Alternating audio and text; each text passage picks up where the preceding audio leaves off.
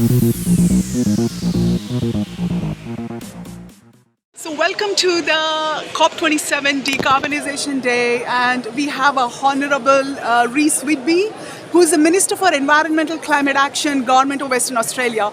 Welcome, Reece. And wonderful to be here. Thank you. Yeah, welcome to the Open Exchange TV live coverage. Can you please tell something about your background? Thank you. Yeah. Well, I am the Minister for the Environment and Climate Action in the State Government of Western Australia.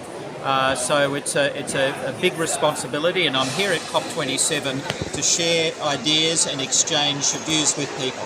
Yeah, thank you so much, Reece. Can you actually tell where is Australia actually currently on the net zero pathway compared to the other countries? Well, I can speak for the state government, which is a subnational organisation jurisdiction in Australia, which is Western Australia. Now, we have committed to net zero by 2050, and this means that we are working to reduce our emissions over that period. Importantly, though, 2030 is a period where we need to act. This is the decade for action between 2020 and 2030. So we're engaged in reducing emissions across the board. We are a major fossil fuel state. We produce oil and gas, and that emits a lot of carbon dioxide. So we have direct conversations with those major emitters.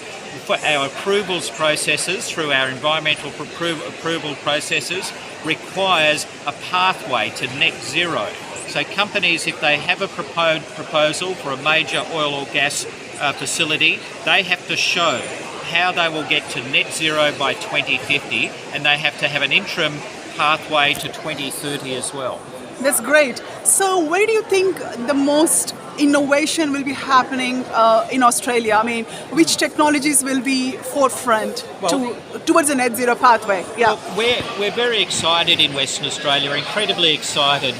Carbon sequestration, both physical through injecting into reservoirs, but also the natural environment. If we revegetate our state, if we plant trees, if we stop deforestation, that will be a huge carbon sink.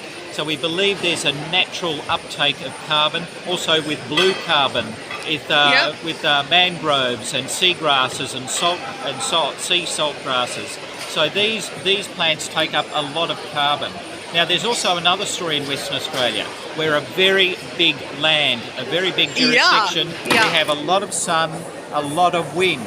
So we have renewable energy capacity. We believe we can create more green power in the future than we currently produce in fossil fuel power. That is our target. So definitely there will be more innovation happening in the carbon capture and carbon restoring. Sequestration. But also renewable energy is very important.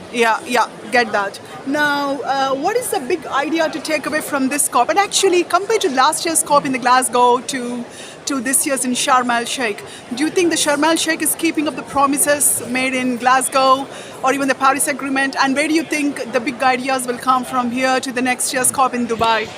Look, I think whenever people come from around the world to talk, that is a good thing. But the risk is this becomes a talk fest and nothing else. So that is the danger. Now, I think COPs have to get back to basics.